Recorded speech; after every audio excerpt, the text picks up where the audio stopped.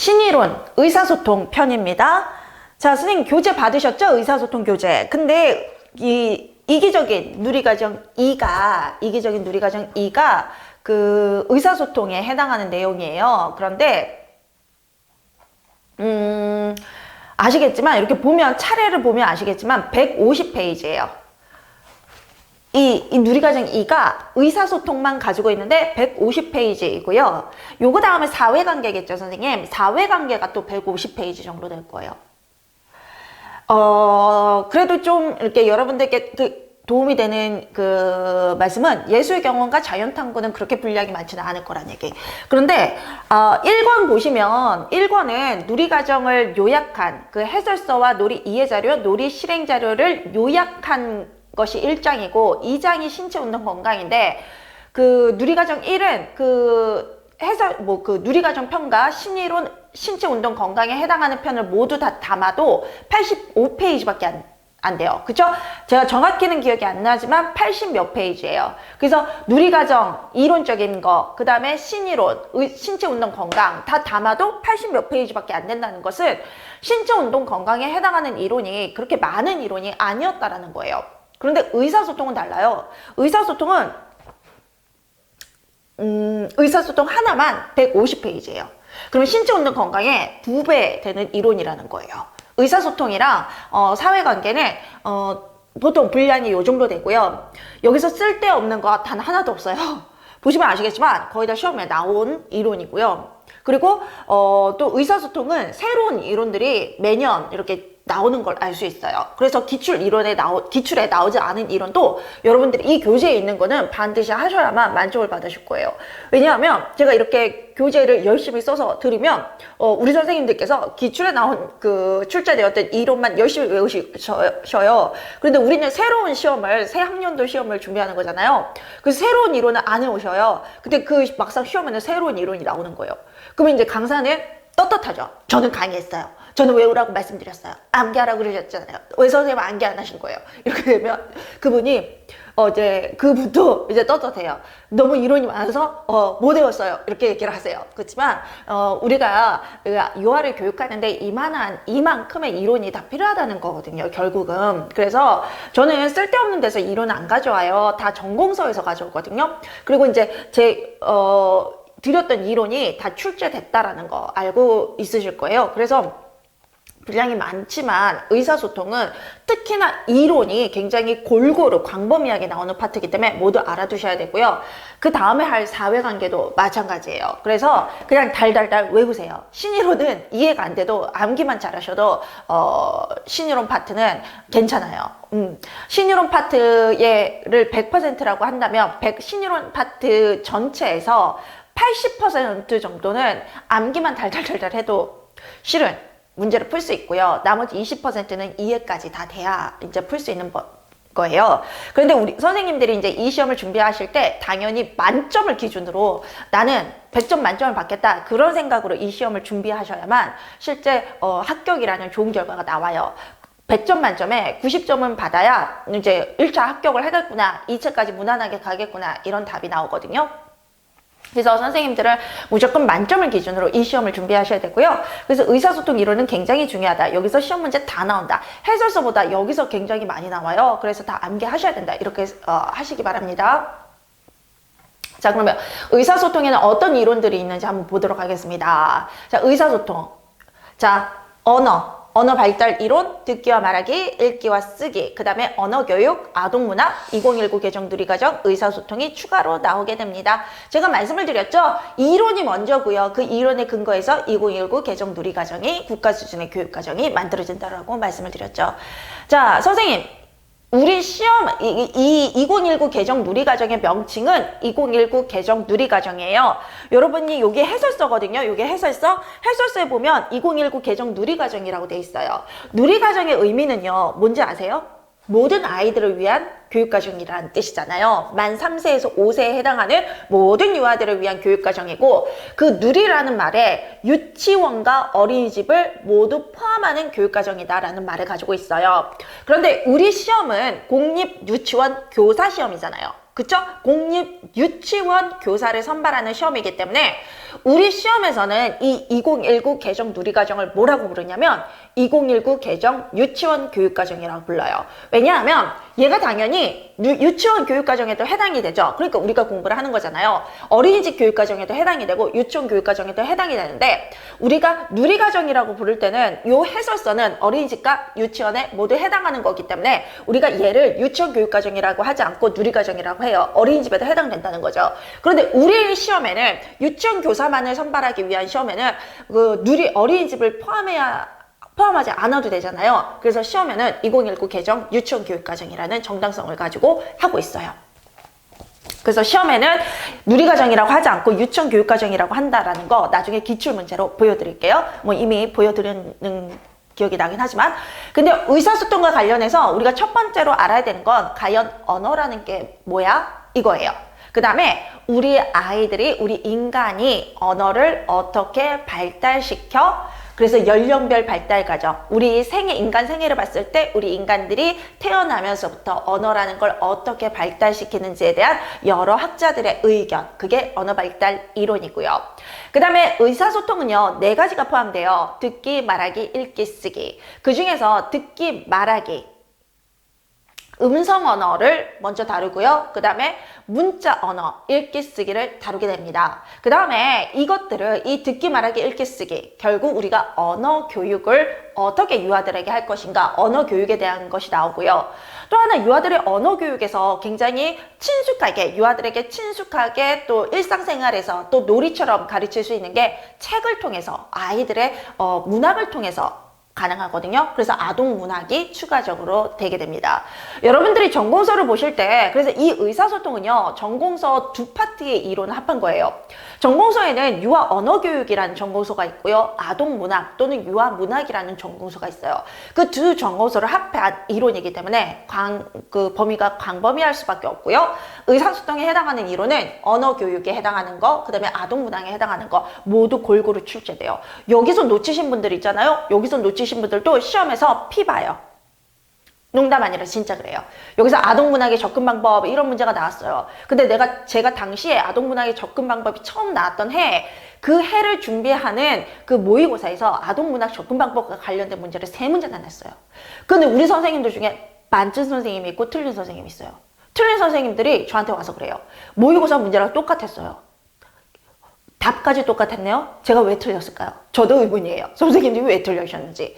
왜 그랬겠어요? 당시에 아동문학 그 접근 방법이 시험 문제 단 한 번도 나온 적이 없고 그 해에 처음 나온 거예요. 그래서 실비아가 모의고사에 3번씩이나 냈음에도 불구하고 선생님들은 이거 기출에 나온 문제가 아닌데 기출 동영이라고 볼 수 없어 하고 버리신 거예요. 그런데 그 해에 이제 실비아 답이랑 똑같은 문제가 아동문학 접근 방법이라고 나온 거죠. 답이 독자 반응 이론이었는데 제가 독자 반응 이론을 얼마나 강조해서 설명했는지 몰라요. 그럼에도 불구하고 맞으신 선생님이 있고 틀리신 선생님이 있다는 거죠. 그쵸? 하나하나 놓치시면 안 돼요. 하나하나. 그쵸? 그래서 이 의사소통 이론은요, 내용이 방대하지만 여러분들이 100% 그냥 넣으세요. 여러분들은 천재예요. 아셨죠? 여러분들은 천재니까 다 넣을 수 있어. 다 무조건 암기하세요. 자, 우리가 지금 4월과 5월, 6월인데요. 봄이죠. 봄에는 나는 그냥 무조건 암기만 한다. 나는 암기 기계다. 이렇게 생각하시고 이 이론 강의를 들으시면 돼요. 그게 딱 맞아요. 아셨죠? 그래서 4, 5, 6에 개론도 그렇고 유아교육도 누리과정 신이론도 그렇고 나는 암기 기계다. 여기에 있는 모든 내용을 다 암기할 거다. 그렇게 하시고 공부를 하시면 됩니다. 그리고 이 이론들의 근거에서 2019 개정 누리과정이 어떻게 나왔는지 다시 한번 그게 이제 소개되는 거 간략한 아웃라인이 있고요. 그러면서 이제 기출문제를 소개하게 되죠. 자, 신이론에 해당하는 게 그래서 여기가 요 파트가 신이론에 해당하는 거죠. 여기가. 그 다음에 여기가 해설서 누리과정 2019 개정 누리과정에 해당하는 부분이죠. 그쵸? 자, 신이론 첫 번째 파트가 언어 파트거든요. 언어라는 건 뭔지 정의를 하고요. 그 다음에 언어의 특성은 뭐고 언어의 구조, 언어는 어떻게 구조되어 있나. 그 다음에 언어의 구성 요소, 언어의 형식을 구성하는 요소. 자, 언어의 구조, 언어의 구성 요소 시험 문제 아주 많이 나왔다. 거 눈에 보이시죠? 기출문제 2013년 추가부터 시작해서 2021년까지 2020년까지 그 다음에 2019년 출시에는 언어의 형태라는 것도 나왔네. 그 다음에 언어의 기능, 그 다음에 의사소통을 효과적으로 수행하기 위한 사회적 규칙이 있는데요. 이 언어의 기능은 여기 나오는 세 가지예요. 할리데이가 유아 언어의 기능이라고 분류한 게 있고요. 스테브라는 학자가 언어 기능 분류라고 분류한 게 있고, 리즈라는 학자가 의사소통의 기능이라고 분류한 게 있어요. 그 중에서 할리데이와 스테브 이론이 나왔어요. 그런데 2016년에 나오고 2019년에 나오고 한 번씩 골고루 나오고 있죠. 자, 2019학년도 준비하시는 선생님들이 스테브 안 나왔어요. 할리데이만 나왔으니까 할리데이만 공부할게요. 근데 2019년에 막상 나온 이론은 스테브 이론이다. 그쵸? 여기서 스테브 이론이 기출에 안 나왔다고 공부 안 하신 분들 어떻게 했어요? 점수 내려갔겠죠. 그러니까 선생님들은 여기 나오진 않았지만 리즈의 의사소통의 기능까지 공부하셔야 되는 거예요. 의사소통은요, 이렇게 나왔던 부분에서 대대적으로 계속 나오는 게 있고요.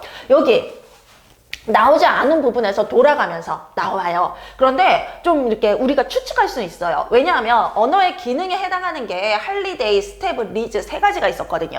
그래서 언어의 기능에서 할리데이가 나왔으면 그 다음에 언어의 기능에서 할리데이가 또 나올 수도 있지만 스테브나 리즈가 나올 수도 있는 거예요. 그쵸? 그리고 스테브가 나왔네요. 스테브까지 나왔네요. 그럼 다음 시험에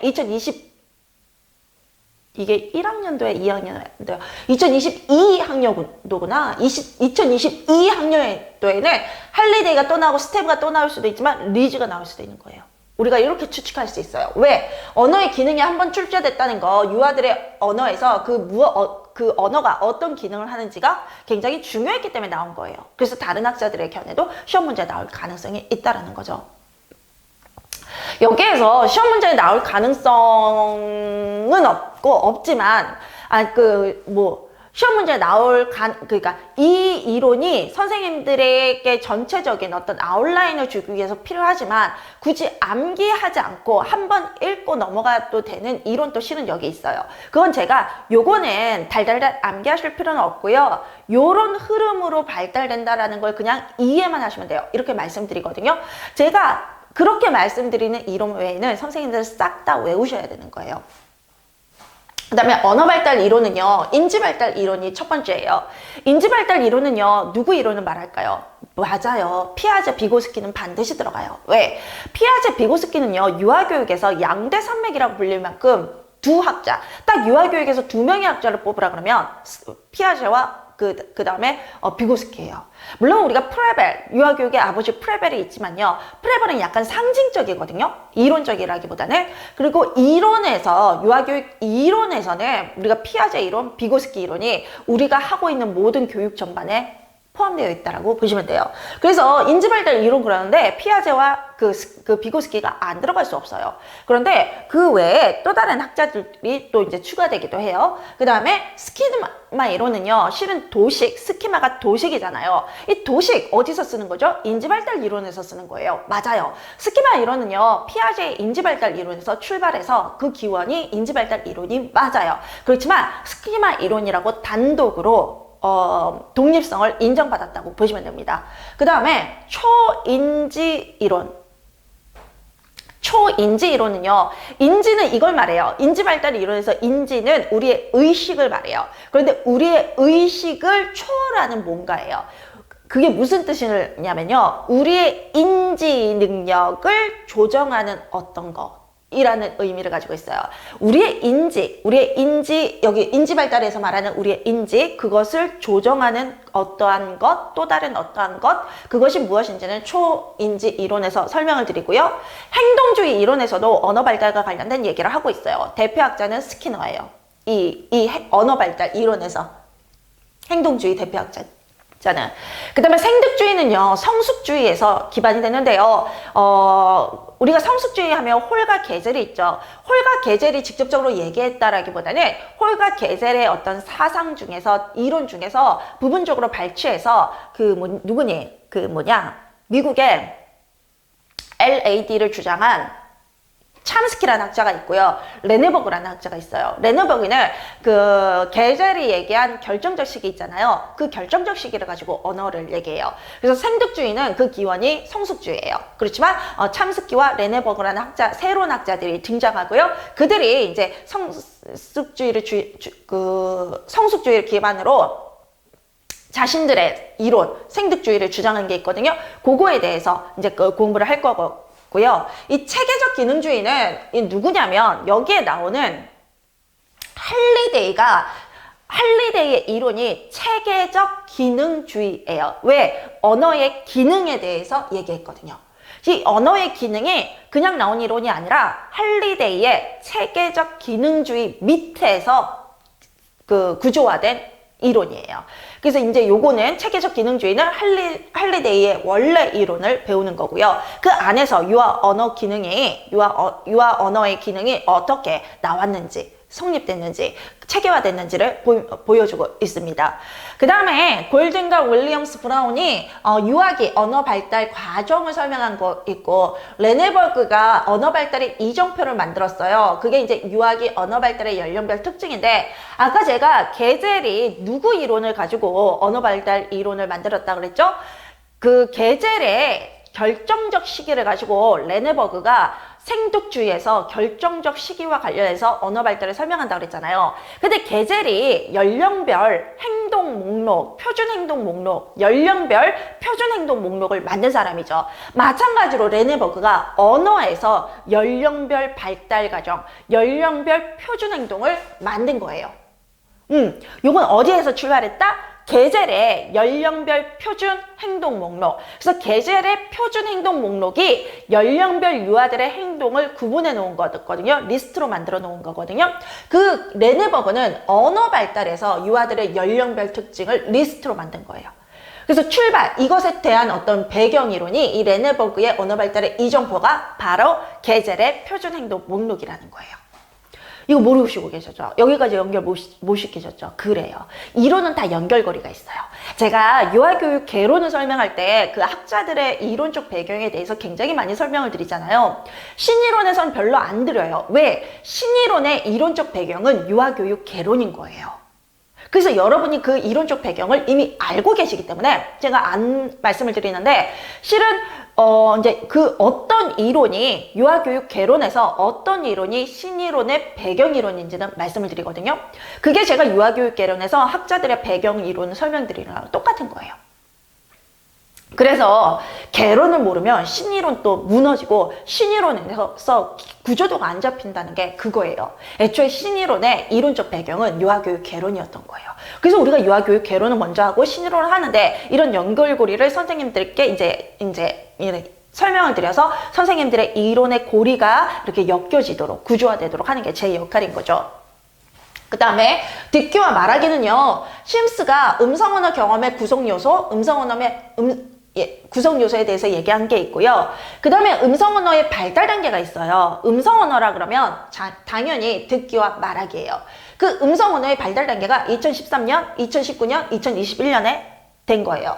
그 다음에 자룡고는 듣기의 유형에 대해서 설명했고요. 테일러는 듣기의 단계에 대해서 얘기했고요. 듣기 지도식 교사의 고려점인데, 테일러의 이론은요, 자룡고의 이론을 다시 재분류한 거거든요. 근데 이제 연결고리가 그렇게 되겠죠. 그런데 요거는 이렇구나 라고 아주 단순한 암기예요. 그래서 뭐 이거는 암기를 노력하려고 하는 게 아니라 이론을 들으면 그냥 암기가 되는 부분이고요. 그 다음에 자룡고라는 학자는 굉장히 우리 자룡고의 읽기 발달 단계가 시험 문제에 나왔거든요. 그래서 자룡고는 학자 자체는 이미 그 기출에서 거론된 학자예요. 그런데 이 자룡고가 말하기 발달에 영향을 미치는 요인가를 얘기한 게 있고요. 케넬과 스웨인이라는 학자가 말하기 능력의 구성 요소가 한 게 있고요. 램즈라는 학자가 말하기 표현의 단계라고 얘기한 게 있어요. 그 다음에 말하기 지도식 교사의 고려점이 있는데, 이런 일반적인 거거든요. 일반적인 내용인데 거기서 2015년, 2020년에 문제가 출제됐어요. 그래서 우리는요, 학자들의 이론을 자세하게 물어보기도 해요. 그 학자의 이론을 모르면 못 푸는 것도 있지만, 유아교사의 유아교사라면 누구나 당연히 하는 거, 애는 때리면 안 된다, 이런 부분 있잖아요. 유아교사라면 제가 강의를 하지 않아도 어떻게 아이들의 몸을 때릴 수가 있겠습니까? 이렇게 생각하시잖아요. 그런 너무나 당연 유아교사로서의 일반적인 교양이 시험 문제에 나오기도 해요. 그게 바로 2015년과 2020년에 나왔던 말하기 지도식 교사의 고려점이에요. 그 다음에 크라코치와 캐치라는 학자가 유아들의 말하기 표현을 돕기 위한 교사의 전략들을 얘기했는데요. 그게 2019년과 2021년에 나왔어요. 자, 선생님 눈치채셨어요? 캐치, 어디서 많이 들어보셨잖아요. 그 캐치, 맞아요. 유아 교사론에 나오는 캐츠, 그 다음에 프로젝트 접근법, 뒤에 프로젝트를 그 유아들에게 적용시킨, 유아교육에 적용시킨 캐츠와 차드의 프로젝트 접근법 있잖아요. 그 캐츠 맞아요. 그 캐치가 맞으니까 시험 문제 이렇게 나오는 거예요. 그 캐치는 굉장히 중요하죠. 제가 우리의 해설서 전반에 모든 부분에 듀이의 구성주의 이론이 숨겨져 있다라고 말씀을 드렸죠. 그래서 2019 개정 누리과정은 특히 그렇다. 그래서 2019 개정 누리과정이 만들어질 때 그런 어떤 레지오 에밀리아, 프로젝트 접근법 이런 부분들이 시험 문제에 안 나오다가 나오기 시작했다. 왜? 레지오 에밀리아와 프로젝트 접근법은 듀이 이론을 유아교육에 적용시킨 유아교육 프로그램들이에요. 그러니까 듀이 이론을 유아교육에 적용시킨 사람 중에 한 명이 캐츠잖아요. 그러니까 캐츠가 얼마나 중요한 학자겠어요. 그쵸? 그러니까 캐츠가 말한 그 다음에 크라코치와 함께 연구한 유아들의 말하기 표현을 돕기 위한 교사의 전략들이 2019년과 2021년에 시험 문제에 나오는 거예요. 2019 개정 누리과정이 만들어지기 시작한 게 2019 개정 누리과정이 2019년에 개정이 됐기 때문에 그게 2019 개정 누리과정인 거예요. 물론 시행된 거는 작년부터 시행이 됐어요. 그쵸? 개정하고 바로 그렇게 되진 않거든요. 시행의 어떤 기간을 주거든요. 그래서 2021학년도부터 2019 개정 누리과정이 시행되긴 했지만 2019라고 2019년에 이름이 붙은 거는 2019년에 개정이 됐기 때문이에요. 시행이 된 건 2021년이지만 그렇지만 그 개정된 해 2021이 시험 문제, 문제에 출제되기. 그러니까 2019 개정 누리과정에 듀이 이론이 전반적으로 다 숨겨져 있다고 그랬죠. 그러니까 2019년부터 캐치 이론이 대대적으로 시험 문제에 나오기 시작한 거예요. 또 나오겠죠. 또 나와요. 또 나와요. 이론은 당연히 모든 이론을 다 암기하셔야 되지만요, 선생님. 기출되던 이론은 반드시, 아셔야 돼요. 모르시면 안 돼요. 모르시면 그냥 아니 돼요. 그쵸? 그 시험장에 들어가시면 안 되시는 거예요. 아셨죠? 내가 알아야 되는 이론을 모두 알았으면요. 시험 당일에요. 벅찬 기쁨, 정말 기쁜 마음, 드디어 라는 어떤 무한한 항울기형을 느껴요. 근데 이제 내가 준비가 덜 됐다는 걸 내 자신이 알 때 불안감을 느끼거든요. 그래서 우리의 지식은 우리의 무기, 1차 시험장에서 우리가 승리할 수 있는 무기예요. 그래서 모두 다 암기하세요. 그러면 시험장에 불안증 이런 거 없어요. 오히려 빨리 시험 날짜가 다가와야 돼. 이런 어떤 기쁜 마음으로 시험 날짜를 맞이할 수 있는 거거든요. 그래서 무조건 외우세요. 자, 읽기와 쓰기는 문자 언어와 관련된 거예요. 문자 언어에 해당하는 게 바로 읽기와 쓰기예요. 그러니까 문자 언어에 해당하는 게 뭐다? 읽기와 쓰기예요. 이것을 문식성이라고 우리가 할 수 있어요. 문식성. 문식성이라는 게 바로 읽고 쓸 수 있는 능력을 말해요. 문식성. 그런데 우리가 유아들에게 읽고 쓸 수 있는 능력을 반드시 너는 갖춰야 돼. 초등학교 가기 전에 너는 읽어야 되고 너는 쓸 줄 알아야 돼. 이런 요구들을 합니까? 하지 않습니다. 그렇다고 해서 우리가 아이들을 방임하나요? 아니요. 방임은 아동학대입니다. 우리는 아이들에게 유아들의 능력에 맞는 유아들의 발달에 맞는 교육을 하거든요. 그게 뭐냐? 바로 문식성 이전 단계인 또는 문식성의 아주 초기 단계인 발생적 문식성인데요. 발생적은 영어 단어로 emergent라는 뜻을 가지고 emergent라고 하거든요. emergent는 아지랑이처럼 피어오르는 그 어떤 것이에요. 아지랑이처럼 피어오르는 어떤 것. 아이들의 내면에는 문식성과 관련된 능력이 잠재되어 있다는 거죠. 그 잠재되어 있던 것이 유아기 때 아지랑이처럼 피어올라요. 그게 발생적 문식성. 그리고 그것이 완전히 읽고 쓸 수 있는 능력으로 발달되면 우리는 문식성이라고 부르는 거예요. 그래서 이렇게 생각하시면 돼요. 이 발생적 문식성이 클레이라는 학자가 처음으로 얘기한 건데 클레이라는 학자도 기본적으로 부분적으로 성숙주의를 받아들인 거예요. 한마디로 유전자 또는 유전인자 또는 이제 씨앗 우리의 문식성, 읽고 쓸 수 있는 능력과 관련된 유전인자나 씨앗을 우리가 내면에 가지고 있어요. 태어날 때. 그리고 그것이 유아기 때 아지랑이처럼 피어올라서 밖으로 나오려고 그래요. 그게 발생적 문식성이고요. 읽고 쓰는 것을 정확하게 할 수 있게 되면 우리는 문식성이라 그래요. 근데 발생적 문식성은요. 그래서 아지랑이처럼 피어나오는 어떤 것, 읽고 쓰는 것과 관련된 것, 책에 관심을 가지고 책의 그림을 읽고 책을 오른쪽에서 왼쪽으로 넘기려고 그러고 그 다음에 책을 위에서 아래로부터 읽고 읽는다는 걸 알고, 그리고 글자라는 게 존재한다는 걸 알고, 글자가 의미하고 있다는 걸 알고, 그 다음에 광고판 또는 그림과 글자가 함께 있는 이런 환경 인쇄물, 주위에 있는 인쇄물에 대해 관심을 가지고 그 힌트를 보고 그 주변 그림이나 주변 상황을 보고 읽을 수 있고, 이런 것들을 우리가 발생적 문식성이라고 해요. 그래서 문식성은요, 또는 이제 문식성은요, 준비도와 관련이 되어 있어요. 그러니까 읽을 준비, 쓸 준비가 됐냐라는 이런 준비도 개념에서 얘기를 해요.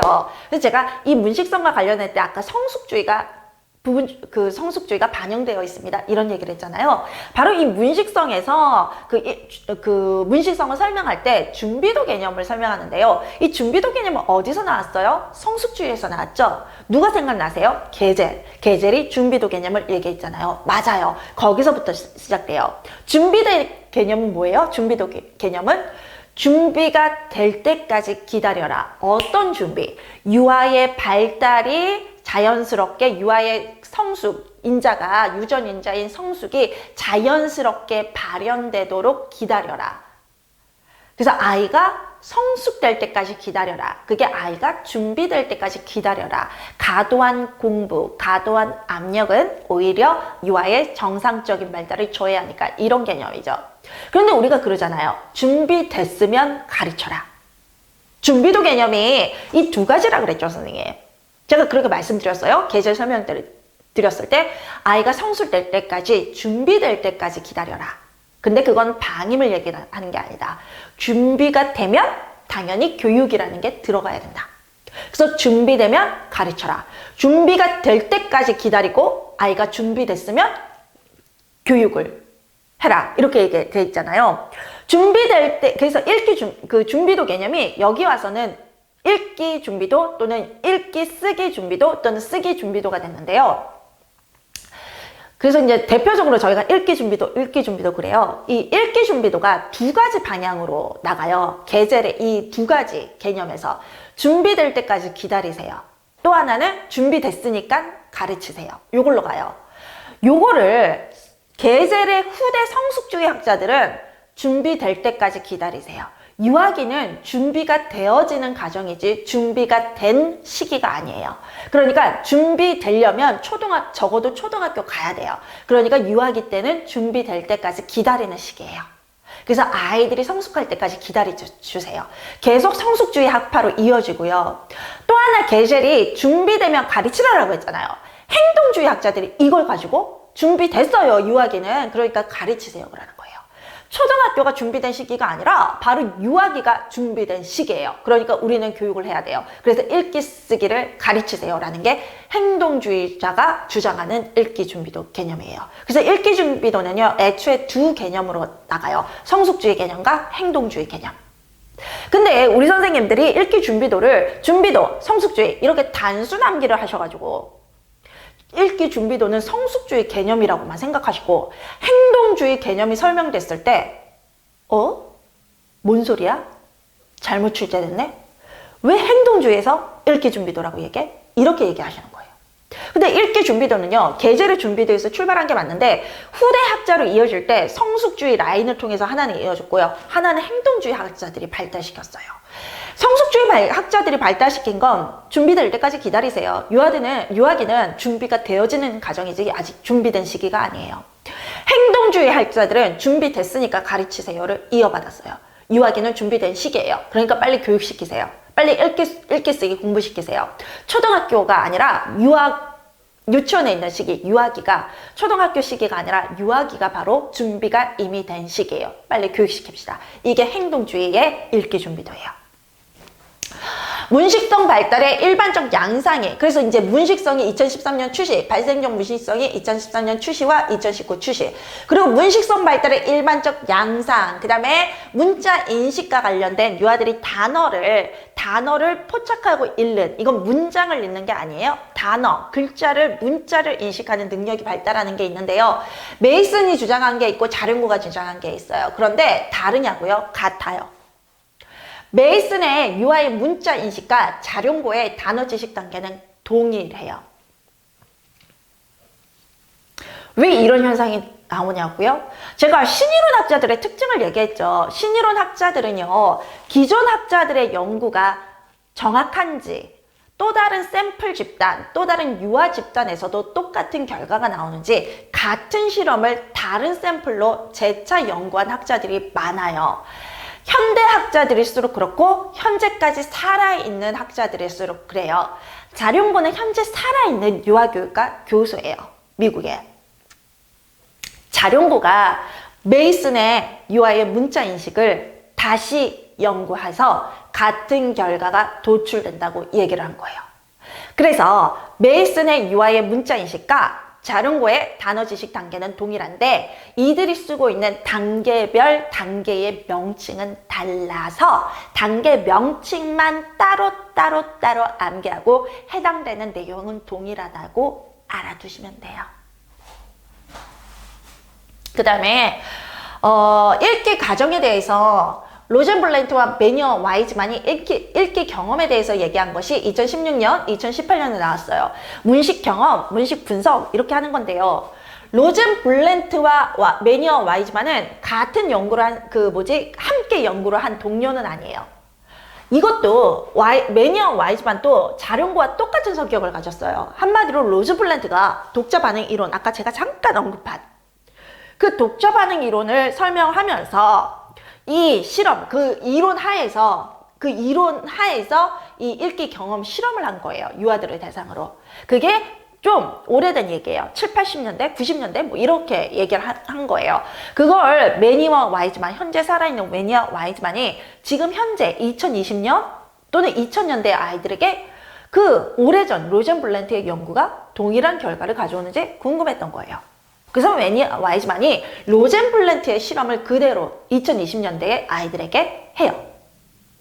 그리고 똑같은 결과가 나왔다라고 본인들의 연구 논문에서 그렇게 밝혀요.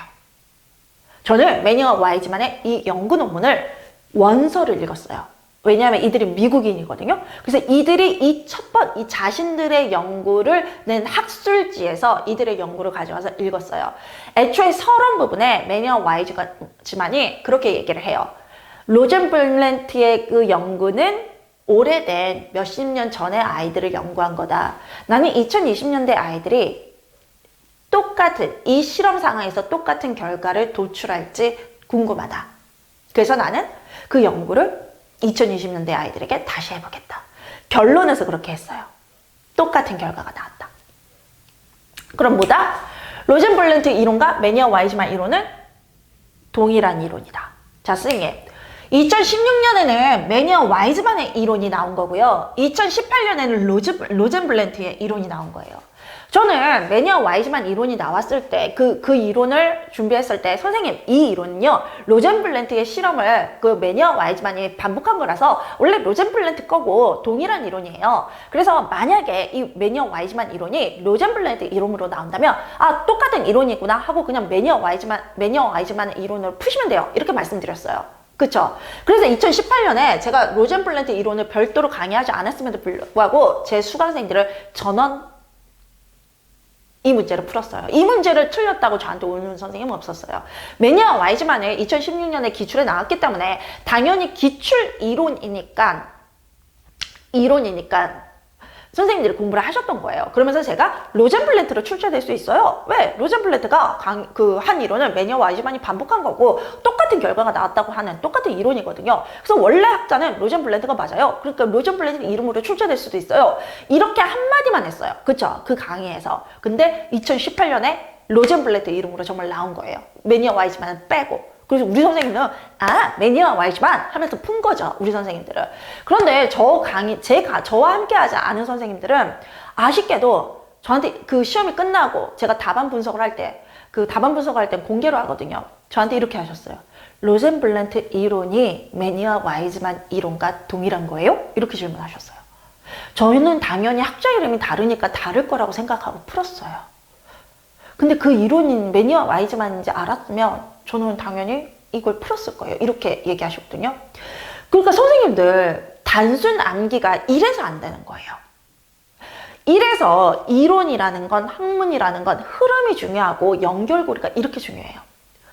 매니아 Y지만은 당연히 누구나 알았어요. 그 시험장에 들어가는 사람들 누구나 2018학년도에. 왜? 2016학년도에 이미 기출이론을 나왔으니까. 그런데 매니아 Y지만이 로젠블렌트 이론을 반복한 거다. 이걸 안 거는 실비아 수강생밖에 없어요. 그 실비아 수강생들은 로젠블렌트 나왔을 때 매니아 Y지만 이러고 그냥 푼 거예요. 근데 나머지 수강생들은 그 연결고리를 안 보니 아무도 없어요. 그러면서 왜 실비아는 매니아 Y지만 이론으로 로젠블렌트 문제를 풀어? 그리고 나중에 안 거죠. 로젠블렌트 이론과 매니아 Y지만 이론이 동일하구나. 그러니까 이게 얼마나 얼마나 선생님 지식을 우물한 개구리로 배우면 이렇게 되는 거예요. 내가 알고 있는 건데도 안다라는 것조차 몰라. 근데 이게 아까 말한 초인지예요. 초인지. 아까 제가 어느 인지발달 이론에 초인지 이론 나중에 초인지 이론 나오면 설명드릴게요. 이러잖아요. 이 초인지. 그리고 이 초인지 이론 제가 설명드릴 때 인지에 대한 어떤 의식, 인지를 관할하는 어떤 그 인지를 초월하는 어떤 것이라 그랬잖아요. 내가 안다라는 걸 알고 있는 게 초인지예요. 내가 매니아 Y지만 이론을 안다는 것은 로젠블렌트 이론을 알고 있는 것과 동일한 거다는 걸 아는 게 바로 초인지고요. 매니아 Y지만의 이론을 알면서 로젠블렌트 이론은 그것이 로젠블렌트 이론이라는 걸 몰랐다는 거. 한마디로 기출에서 로젠블렌트 이론이 나왔을 때 내가 이 이론을 알고 있음에도 불구하고 안다고 인식하지 못한 거. 그게 초인지와 관련된 능력이에요. 그래서 그 초인지가 언급되는 게 이거예요.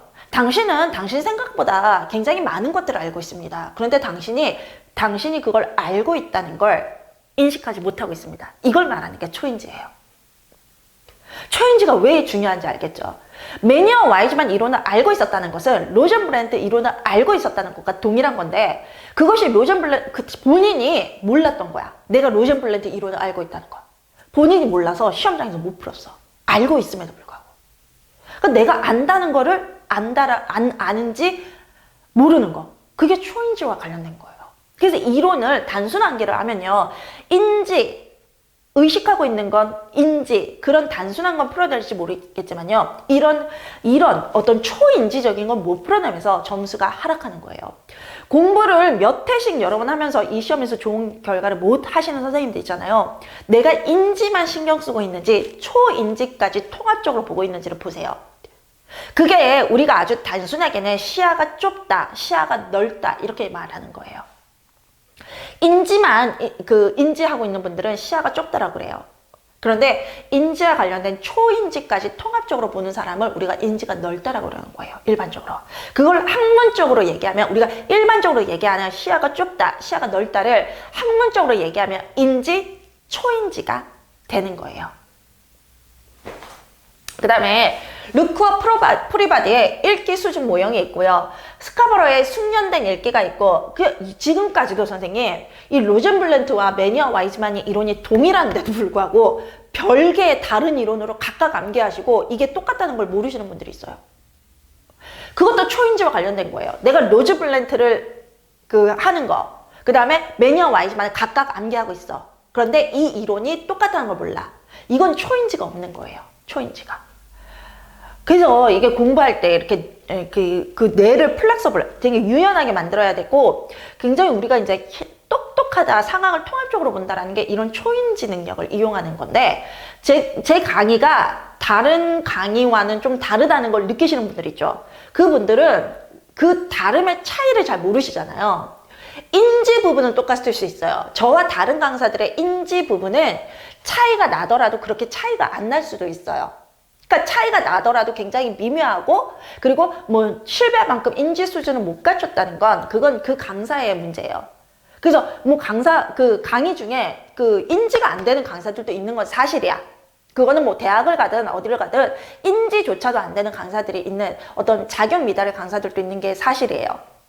그런데 우리가 인지만 돼도 일정 부분이 왔다라고 그래서 생각을 하거든요. 근데 초인지를 사용할 수 있는 건 초인지를 사용하는 사람이 있고요. 그러니까 인지가 일정 수준 이상 발달해도 초인지를 사용하는 사용할 수 있는 사람이 있고 사용할 수 없는 사람이 있어요. 선생님들이 제 강의를 다르다라고 느끼잖아요. 저는 인지뿐만 아니라 초인지까지 하기 때문에 이게 보이는 거예요. 이게. 그리고 이 연결고리를 알고 있는 거예요. 근데 제가 어떻게 초인지까지 사용할 수 있는지 아세요? 유아교육과 관련해서? 저는 필요한 부분만 발췌해서 읽지 않아요. 학술지를 읽을 때. 이 매니아 와이즈만의 학술지를 읽는 사람, 뭐 학술지를 원본을 읽을 수 있는 사람도 뭐 임용에서는 저밖에 없을 거지만, 그런데 학술지를 안 읽고 그냥 이제 전공서에 부분적으로 나온 이론만을 해도 이 매니아 와이즈만의 인지적인 이론 부분을 알 수가 있거든요.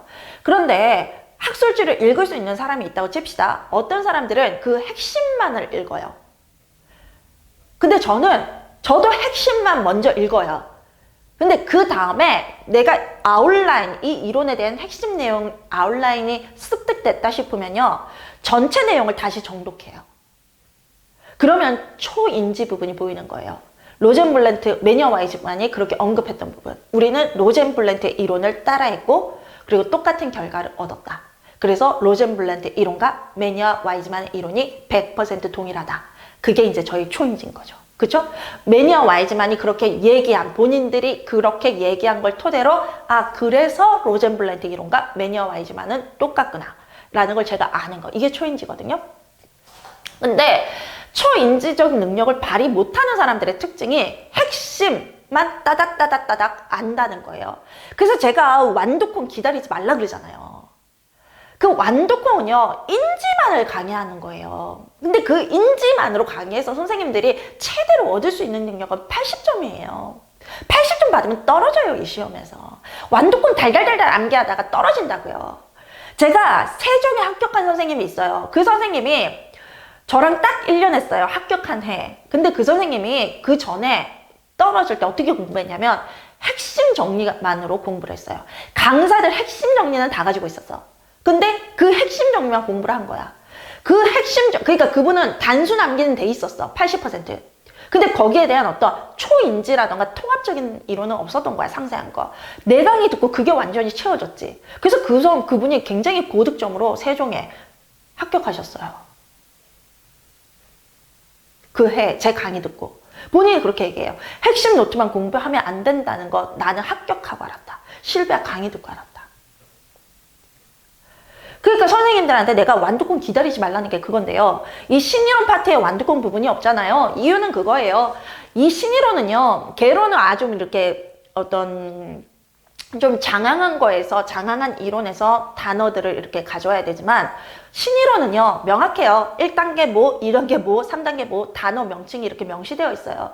그냥 그 1단계는 뭐다, 2단계는 뭐다, 3단계는 뭐다, 암기를 하시면 되고, 그리고 통합적으로 초인지를 보는 눈은 저와 강의를 들으면서 하는 거거든요. 그래서 어차피 완두콩 누리과정 및 신이론이 또 다른 강의로 진행되기 때문에 거기서 완두콩이 나갈 건데 이제 겹쳐지더라고요. 근데 완두콩 그 부분이 아주 단순한 부분 같아도 이론을 통합적으로 보지 않으면 나오지 않는 부분이에요. 그래서 굉장히 만드는데 지금 시간이 많이 걸려가지고 강의가 자꾸 미뤄진다는 느낌이 있어가지고 아예 완두콩 강의는 새로 이제 진행이 될 거니까 그때 이제 핵심 노트 하기로 하고, 여기는 누리과정은 이제 뭐 장황한 게 아니라 아주 외워야 할 게 너무나 뚝뚝뚝 눈에 보이니까 1단계는 뭐다, 2단계는 뭐다, 이걸 암기하는 거니까 굳이 완두콩 노트를 드릴 필요가 없어서 제가 이제 강의, 신이론 강의를 먼저 끝내고 이제 완두콩 부분에서 드리려고 하는 거거든요. 그리고 저는 핵심 노트 드리는 거 굉장히 싫어해요. 바로 그런 부분 때문에. 여러분들이 인지를 기를 수는 있어도 초인지는 못 기르고요. 초인지를 못 기르면 이 시험에서 고득점은 기대도 하지 마세요. 아셨죠? 그래서 이렇게 공부하셔야 돼요. 지금 계속 몇 년을 해도 떨어지시는 분들이 있잖아요. 선생님들이 공부를 노력을 하지 않아서가 아니라 잘못된 노력을 해서 그래요. 핵심 정리 외우는 거, 핵심 부분 외우는 거 중요해요. 근데 그거는 50% 우물에 50% 물만 채우는 거고요. 나머지 50%는 반드시 그 이후에 정독을 한번 해보셔야 돼요. 한마디로 교재에 있는 모든 글자는 여러분들이 읽어본 적이 있어야 된다는 거예요. 그쵸? 그래야 초인지 능력이 발현되고 이 시험에서 고득점이 돼요. 그러니까 중요한 건 이론반이지 완두콩반이 아니라는 거. 그 완두콩만 공부했다가 좋은 결과 못 얻어요. 저는 보장 못해요. 그렇게 알아두시기 바랍니다. 그 다음에 루크와 프리바디의 읽기 수준 모형이 있고요. 스카바로의 숙련된 읽기, 파리스와 립스 윅스의 전략적 독서에 관한 지식, 마카도 읽기 발달의 원리, 쿠퍼 카이거 문식성 발달 단계에 따른 읽기 발달, 맥기와 리치게스 읽기 발달 과정, 그 다음에 클레이 읽기 발달 과정, 자령고 읽기 발달 과정이 나오는데 클레이가 중요한 학자 맞아요. 발생적 문식성을 처음으로 그 용어를 사용한 학자거든요.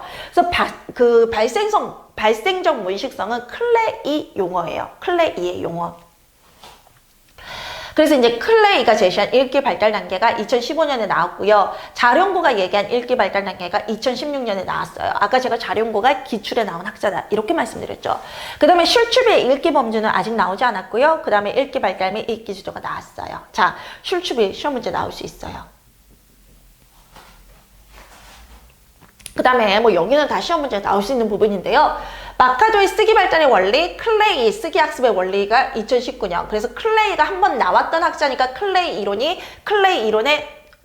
또 다른 이론이 시험에 나온 거죠.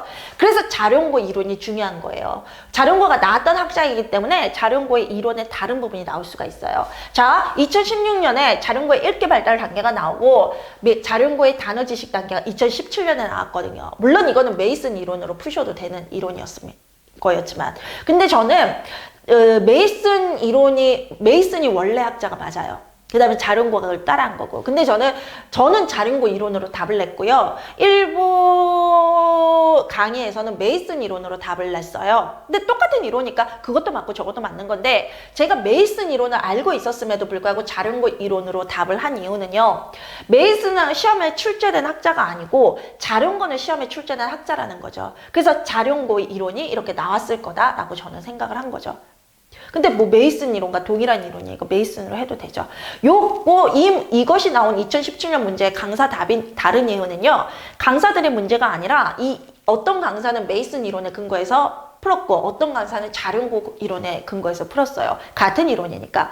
근데 제가 이렇게 말씀드렸잖아요. 같은 이론인데 단계명이 다르다. 그 답이 다른 이유가 메이슨과 자령고가 별도의 단계명을 썼기 때문이에요. 근데 뭐 결국 똑같은 거니까 동의어라고 보시면 돼요. 동의어.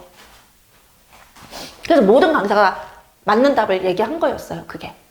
동의어라고 봐야 되니까. 요거는 그래서 이 문제에 대해서 여러분들 혼란이 많아서 왜 혼란이 어디에서 온 건지 설명을 드린 겁니다.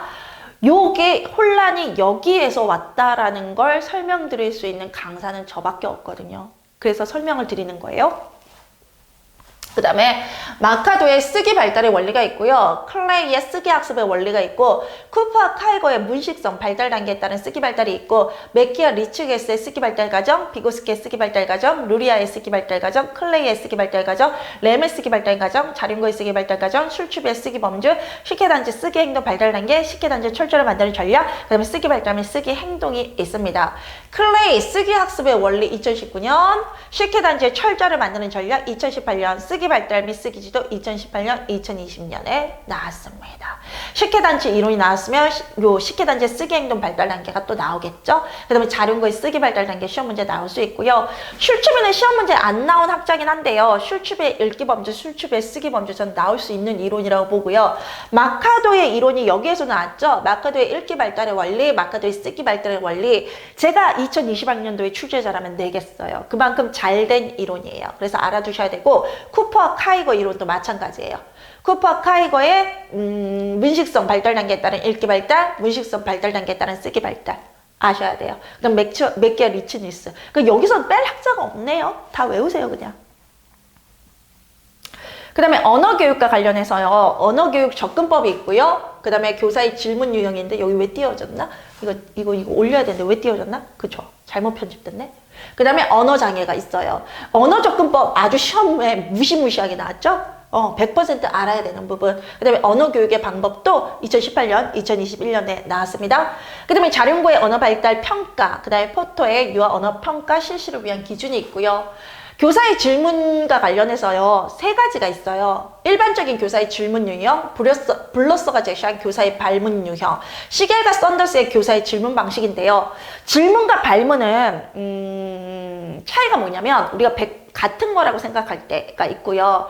발문이 넓은 개념이라고 생각할 수가 있어요.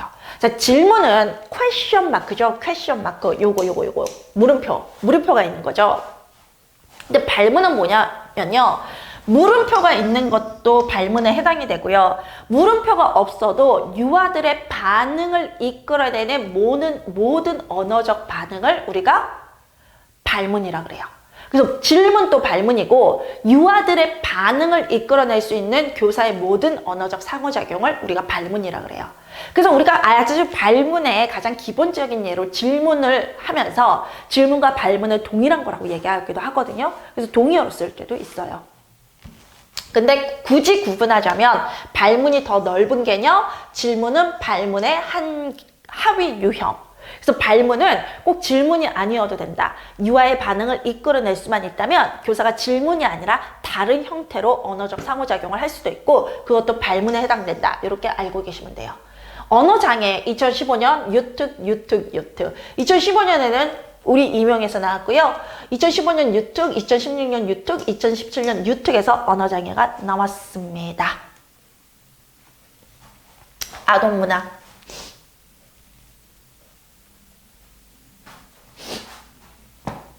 여기 왜 초특이라고 나온 게 없지? 아, 초특. 자, 선생님. 여기에 보시면 초특이라고 돼 있어요. 초특. 초특이 뭐지? 초등특수. 미쳤나봐, 실비야. 무슨 초등특수까지 강해. 초등특수에 나온 그 문제가 우리 유아 문제에 나왔어요. 2020년인가? 2020년이지? 2021년인가? 언어 경험의 어떤 과정인가? 그게 나온 게 있거든요. 그러니까 뭐 과정이 나왔는데 그게 어디에 나온 이론이냐면 초등특수 문제에 나왔던 거예요. 그 부분이 2020년인가? 2021년에 유아에 나왔어요. 일반 유아에. 그래서 그 초특 문제를 제가 보여드리는 거예요. 이 문제의 답이 이거라는 걸 알려드리기 위해서. 그 문제의 답이 초특 문제에 나와 있었거든요. 하다 이제 초등특수까지 강해야 돼. 이 유아 임용을 위해서. 뭐 그랬습니다. 그 문제가 초등특수에 나왔다는 걸 알고 있는 강사도 유아 임용 강사도 저밖에 없습니다. 아동문학 제가 얼마나 공부를 많이 하는지 알겠죠? 그쵸? 저 지금 머리 깨질 것 같아요. 이 유아 임용을 참 저는 이 유아 임용을 하면서 평생 박사학위 때 공부했던 것보다 더 많은 공부를 하는 것 같아요. 나도 머리가 터질 것 같아. 내 용량 초과야.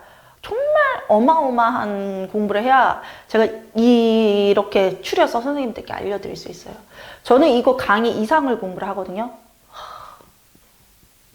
제가 어릴 때 공부를 너무너무 안 해가지고 성인이 돼서 이렇게 공부 폭탄의 어떤 상황에 놓여있나 봐요. 어릴 때 공부 열심히 할 거 반성하고 있어요, 지금.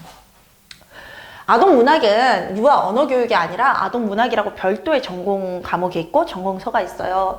거기서 이제 아동문학, 한국 아동문학의 역사, 아동문학의 변화 경향성, 그 다음에 아동문학 교육의 접근 방법이 있는데 이거 왜 기출문제 나왔다는 거 표시 안 돼 있지? 여기서 기출문제 나왔거든요? 그거 왜 안 돼 있지? 죄송합니다. 여기에 아동문학의 접근 방법이 기출문제 나왔다는 거 제가 넣어야 되는데 못 넣네요. 죄송합니다. 써주세요. 나중에 몇 년도인지. 그 다음에 아동문학의 분류, 아동문학의 구성요소 18년, 2020년. 플롯이라는 게 구성의 어떤 방식이에요. 이 문학을 구성하는 방식. 그게 2017년, 2021년인데 이 문제 똑똑한 사람만 풀 수 있는 문제예요. 그 다음에 아동문학의 유형에는 전승문학, 환상문학, 그 다음에 사실동화, 생활동화, 동시 지식정보책이 있는데요. 사실동화와 생활동화는 같은 단어예요. 사실동화라고도 하고 생활동화라고도 해요. 근데 문제에서 지문이 이렇게 사실동화가 이렇게 나오면서 설명을 쭉쭉쭉쭉 하고 요 뒤에다가 이것을 생활동화라고도 한다 이렇게 되어 있어요. 그럼 요 답이 뭐겠어요? 이 기억을 생활동화라고도 한다라고 나왔으면 이 기억의 답은 뭐예요? 사실동화예요. 생활동화예요.